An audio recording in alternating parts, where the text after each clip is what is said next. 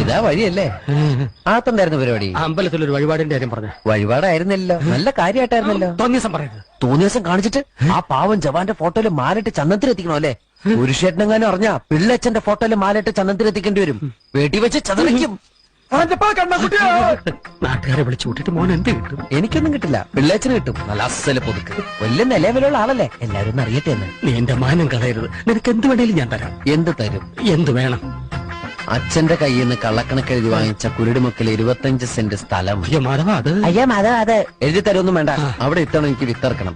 അതെന്റെ ഒരു മോഹം. ഞാൻ പടാവലും ഇട്ടിരിക്കുക. ആയിക്കോട്ടെ, അത് വിറ്റ് കഴിഞ്ഞാൽ എനിക്ക് വിത്തിറക്കാലോ. ഇറക്കാം. ഉറപ്പാടാം. പോകാൻ വരട്ടെ. ഇതൊക്കെ മറക്കാതിരിക്കാൻ ഞാനൊന്നും കൂടെ തന്നാലോ? വേണ്ട, ആരും കാണൂല. വേണ്ടെന്നേ. എന്നാ ചാടിക്കും. മോനെ, ഇന്ന് നീ അവിടെ കക്കാൻ കയറരുത്. ഇന്ന് അവിടുന്ന് എന്തെങ്കിലും പോയാൽ നാളെ അത് എന്റെ തലയിലാവും. ഓ, എന്നാ മറ്റന്നാളാവാം. അതിന്റെ പിറ്റേന്ന് എന്റെ തലയിലാവും.